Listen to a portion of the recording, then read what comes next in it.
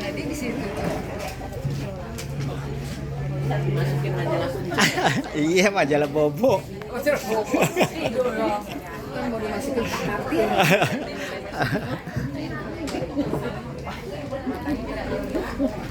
Besok datang nggak tanggal 1 Juni? 1 Juni ya. Di Tapi MC kan? Enggak di apa? Di Pusdiklat Guru Kosambi. Itu kan itu kargo kan? Enggak, Bukan itu khusus kargo. niaga. Oh niaga, kita kan bukan niaga, kita kan teknik. Tapi enggak seluruh unit Di boleh. MC ada. Iya. Iya, maksudnya di mana? Hah? Kargo di mana?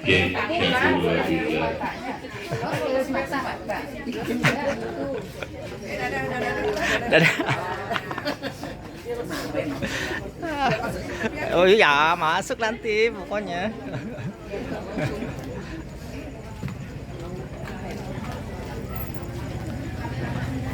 Tuh. Tuh. Cepat lagi.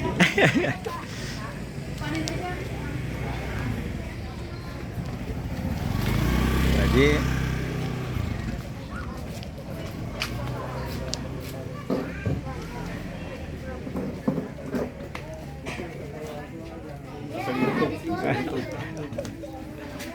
Ini dia wartawan. Assalamualaikum warahmatullahi wabarakatuh. Waalaikumsalam.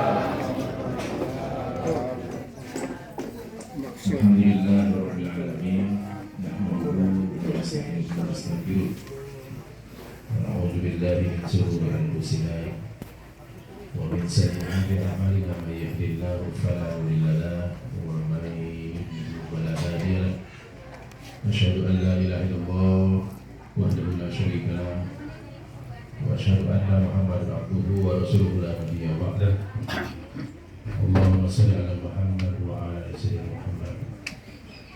Qala Allah Ta'ala, a'udzu billahi minasy syaithanir rajim. Bismillahirrahmanirrahim. Kullu man 'alaiha fan wa yabqa wajhu rabbika dzul jalali wal ikram. Sadaqallahul 'azim wa sadaqallahul mu'min. Bapak Ibu hadirin rahimakumullah. Alhamdulillah, segala puji bagi Allah Subhanahu wa taala. Salawat dan salam disampaikan kepada Nabi Muhammad sallallahu alaihi wasallam beserta keluarganya, sahabatnya serta umatnya yang mengikuti langkah beliau. Hadirin rahimakumullah, alhamdulillah kami mengucapkan jazakallahu khair di malam kedua ini setelah kepulangan Bapak Haji Aman Setiawan almarhum rahimahullah. Semoga Allah mengampuni dosa-dosanya dan memasukkan surga Allah Subhanahu wa taala. Pada malam dua ini kita bersama-sama kembali akan membacakan taklim surah Yasin. Insyaallah kita hadiahkan kepada ayahanda kami Bapak Haji Ahmad Setiawan dan juga tentunya kepada bapak-bapak, ibu-ibu yang hadir di sini, khususnya senantiasa diberikan keberkahan. Amin, amin. Keberkahan usianya, keberkahan rezekinya, Amin. keberkahan ilmunya, ya. Dan insya Allah juga kita termasuk orang-orang yang diberikan hidayah, keimanan, iman dan Islam sampai nanti di surga di sisi Allah Subhanahu wa taala.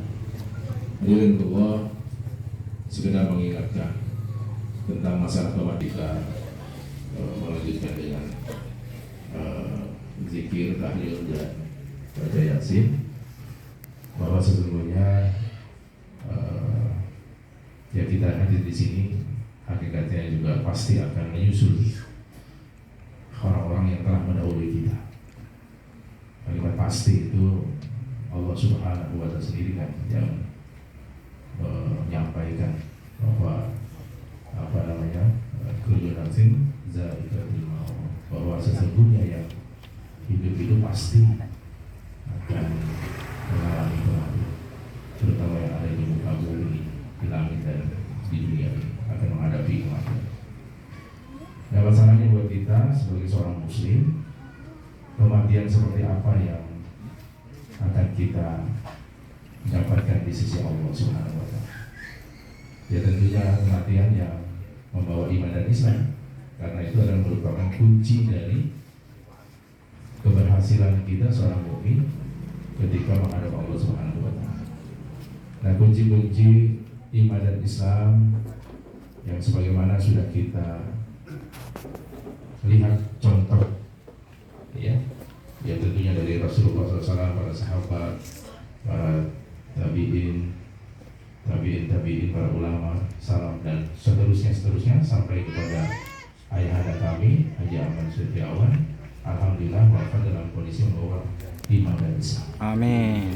Harapan kita pun demikian. Itu adalah tujuan hakiki kita. Sebab itu, sebagaimana kita diperintahkan oleh Allah Subhanahu wa Ta'ala sebagai makhluk yang senantiasa untuk berkewajiban untuk beribadah kepada Allah, ya, wa ma khalaqtul jinna wal insa illa liya'budun. Sesungguhnya Allah tidak menciptakan jin dan manusia kecuali ibadah. Itu adalah tujuan kita. Tujuan Allah menciptakan kita semuanya. Jangan lepas daripada ibadah kita. Apapun profesi kita, apapun jenis kelamin kita, laki perempuan, ya, apapun derajat level ekonomi kita, kaya atau miskin, gitu ya, warna kulit kita, putih atau hitam, semua sama di sisi Allah itu perintahnya untuk ibadah, ya. Dan inna akramakum indallahi atqakum. Yang paling mulia di sisi Allah adalah pertama. Bukan dilihat dari jabatan, bukan dilihat dari cantik atau tampannya seseorang di dunia ini, bukan karena harta melimpah, bukan karena kedudukan yang tinggi, tapi sesungguhnya Allah melihat ketakwaan kita. Biar mungkin di dunia ini kita tidak dipandang oleh orang-orang sekitar kita, tidak dipandang tetangga kita, tidak dipandang oleh teman kita, tidak dipandang oleh bahkan oleh istri kita ataupun suami kita. Tapi selama Allah rindu cinta kepada kita karena ketakwaan kita, itu yang paling mulia hakikatnya kan gitu. Jadi insya Allah kita diangkat derajatnya oleh Allah dengan iman dan Islam, itu yang membedakan kita dengan makhluk-makhluk lainnya, terutama orang-orang non muslim. Kita bersyukur kepada Allah sampai saat ini Allah senantiasa memberikan hidayah kepada kita. Amin. Sebab itu kita senantiasa merawat diri kita, merawat jiwa kita, merawat ruh kita untuk senantiasa dekat kepada Allah, gitu ya. Di setiap saat kita berzikir dari bangun pagi sampai kita tidur lagi. Jangan lupakan kita untuk mengingat Allah. Sampai ketika Allah mencabut ajal kita, kita dalam kondisi mengingat Allah. Amin. Inilah kemudian yang senantiasa dinasihatkan oleh Nabi, para sahabat, dan dilanjutkan dengan para ulama gitu. Karena sesungguhnya seseorang yang meninggal dunia itu nanti kelak itu sesuai dengan kebiasaannya, sesuai dengan kebiasaannya. Kalau dia biasa berzikir, yang mati dalam kondisi berzikir. Amin. Kalau dia biasa membaca Al-Quran, mati dalam kondisi membaca Al-Quran. Kalau dia biasa ke masjid, matinya pasti mengingat masjid gitu.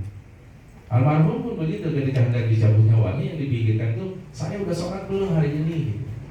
Sampai dia, ini belum Pak, waktunya maghrib, masih asar Pak, Bapak belum sholat. Kata dia gitu, Masya Allah gitu. Bapak harus ke masjid. Sampai detik-detik terakhir mau meninggalnya, dia masih ingat masjid. Karena kebiasaan Bapak itu adalah ke masjid. Bahkan saya kadang-kadang sering malu jalan-jalan ke jauh gitu, ke Bandung, kemana ngajak Bapak itu, dia nggak mau ngambil rukhsah tuh, ya.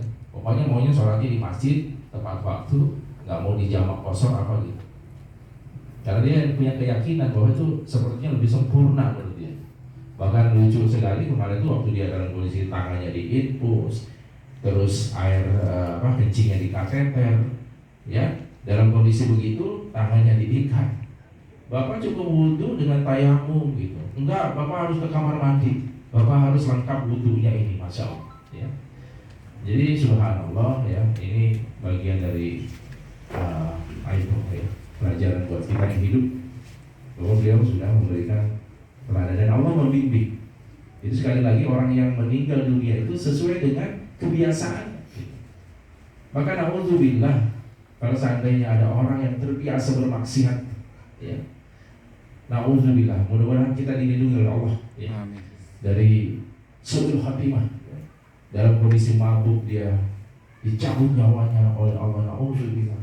Karena kebiasaannya itu tidak bertobat, ya, dalam dia mencuri, dalam dia membunuh, dalam dia merampok, dalam dia berzina, karena dia tidak bertobat. Bahkan sering sekali Allah mengingatkan, tidak juga dia lakukan, tidak juga bertobat, maka kesimpulannya adalah cukup kematian yang menjadi pengingatnya. Maka kita jamaah sekalian hati-hati ketika ada seseorang dinasehati untuk kebaikan, ketika dia berbuat jahat kemudian dia terus dinasehati tidak berubah juga, maka Allah akan mengujinya dengan ujian-ujian yang lain. Apa itu? Entah itu sakit, tanda Allah cinta kepadanya supaya dia bertobat. Ya, hati-hati Bapak Ibu sekalian, ya. Kalau kita sakit oleh Allah, tandanya Allah cinta kepada kita. Bukan berarti Allah mengutuk kita, atau dia mendapat musibah lain, kehilangan, ya, kecurian dan sebagainya. Itu adalah untuk mengingatkan dia terkait dengan kesalahan-kesalahan kita. Kalau juga tidak dia bertobat karena diingatkan karena sakitnya, karena dia diingatkan karena kerugiannya, tidak juga dia berubah, tetap berdosa gitu kan, tetap berjudi, tetap mabuk, tetap bermaksiat gitu, maka pengingat Allah yang terakhir adalah kematian. Maka banyak saudara-saudara kita yang bermaksiat dicabut nyawanya oleh Allah dalam kondisi bermaksiat. Nauzubillah, subhanallah, karena kebiasaan itu mabuk, narkoba, tidak bertobat, mati dalam kondisi seperti itu. Hati-hati. Oleh sebab itu hadirin Allah, kita bersyukur punya masjid, kita bersyukur punya jamaah yang kompak, yang senantiasa selalu mengingatkan di antara kita untuk tetap istiqomah gitu. Karena istiqomah itu berat sekali Bapak Ibu semuanya. Syaitan itu luar biasa senjatanya, membisikkan selalu agar kita jauh kepada Allah gitu. Tapi dengan kekuatan iman, kekuatan persatuan mukmin, ya, kita bersaudara, innamal mu'minu ikhwan, bahwa mukmin itu bersaudara gitu ya. Insya Allah kita akan dijaga iman kita, dikuatkan hati kita ketika kita wafat dalam kondisi membawa iman dan Islam. Amin. Dalam membawa kebaikan-kebaikan gitu. Senang sekali rasanya kalau seandainya kita wafat tapi kemudian dikenang oleh masyarakat kita, oleh jamaah kita adalah orang baik kan gitu. Maka Nabi SAW suatu ketika dalam riwayat ada seorang sahabat melihat jenazah kerandanya itu, ada seorang yang meninggal dunia, dibawa keranda jenazahnya itu lewat di depan sahabat dan di depan Rasulullah. Kata sahabat, ya Rasulullah, itu keranda orang baik lewat di depan kita, ya, dia orang baik, orang saleh, sering berjamaah dengan kita dan hidupnya mengikuti tuntunan Rasulullah, wafat dalam kondisi membawa iman. Kata Nabi, wajibat sampai 3 kali, wajib.